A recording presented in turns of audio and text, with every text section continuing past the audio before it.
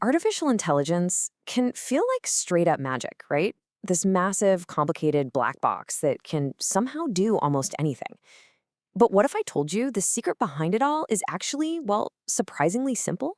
Today, we're going to pull back that curtain and look at the fundamental building blocks of deep learning. Okay, let's get into it.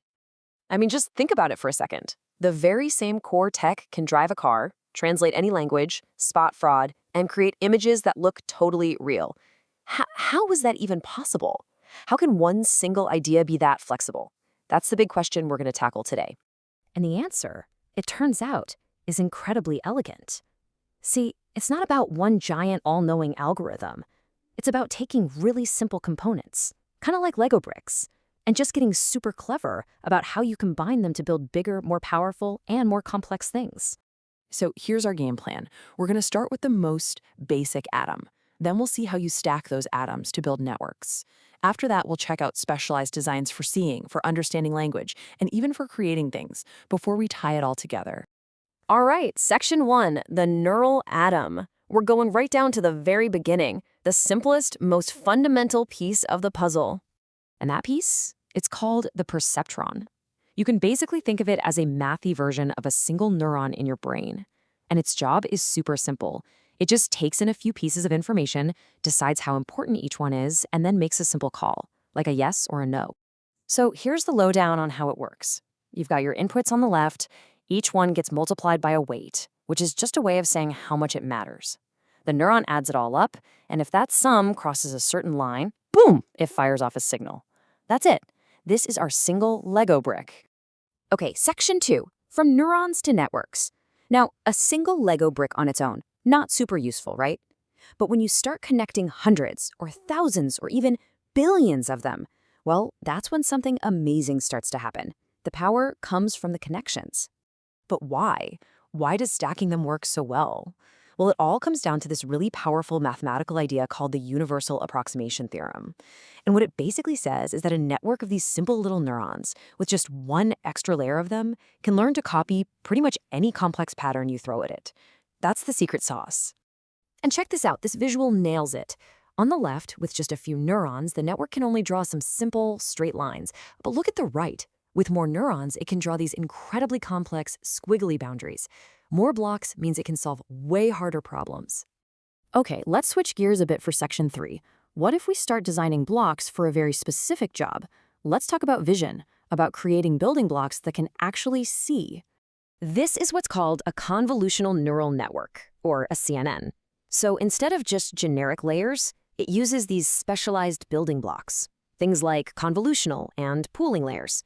You can think of them as little detective filters that slide across an image, hunting for specific clues. And this is where the real magic happens. The first layer of blocks, they learn to spot really simple stuff like edges or colors.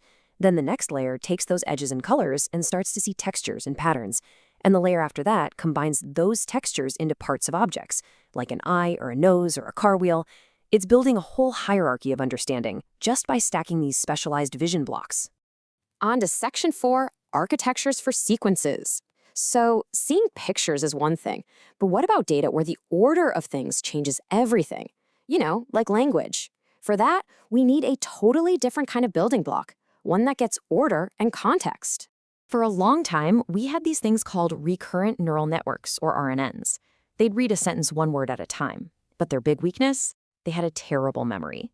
They'd often forget the beginning of a long sentence by the time they got to the end. The modern solution is the transformer.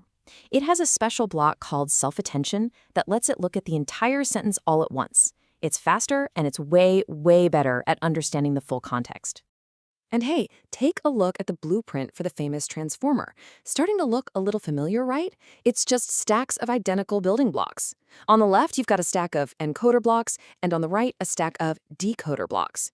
Even this incredibly complex model, the thing that powers stuff like ChatGPT, is really just a clever arrangement of reusable parts. All right, for our last big example in section 5, we're going to take this whole idea and just crank it up to 11. What if, instead of using layers as building blocks, we used entire networks as building blocks?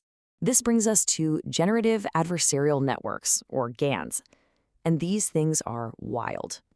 We're not just talking about an algorithm here, it's literally a game, a zero-sum game between two neural networks that are competing against each other. One called the generator, whose job is to make fakes, and a discriminator, whose job is to spot them. So here's how the game plays out. The generator is like a master art forger, trying to create a perfect fake. The discriminator is the detective, who gets shown both real art and the forgeries and has to tell which is which. Every time the detective gets better at spotting fakes, it forces the forger to get better at making them. It's this constant cat and mouse game where they both just keep getting better and better. But here's the real kicker, the big reveal. If you peek under the hood of these two competing networks, the forger and the detective, what do you see? Yep, the same old building blocks we've been talking about this whole time. Convolutional layers, flattened layers, it's all the same fundamental stuff, just put together in this really clever new system. And that brings us to our final section, the main event, the building block principle. Let's put everything we've just seen together. So the big takeaway is this. Deep learning is not magic. It's a system built out of modular, reusable pieces. We started with a simple block, the perceptron. We saw how stacking those into layers lets us learn complex stuff. Then we saw how we can create specialized layers for specific tasks, like vision or language. And finally, we saw how you can even use entire networks as blocks to build something brand new. So really, if there's just one thing you take away from all this, let it be this. The true power of modern AI isn't some dark, unknowable magic. It's the beautiful, creative, and incredibly powerful art of just stacking simple ideas. And that's what's so exciting, you know? Researchers are always coming up with new, even more powerful building blocks and new ways to click them together. And because it's so modular, progress happens incredibly fast. Which leaves us with this one fascinating question. With these amazing tools that just keep getting better, what's the next incredible thing we should build?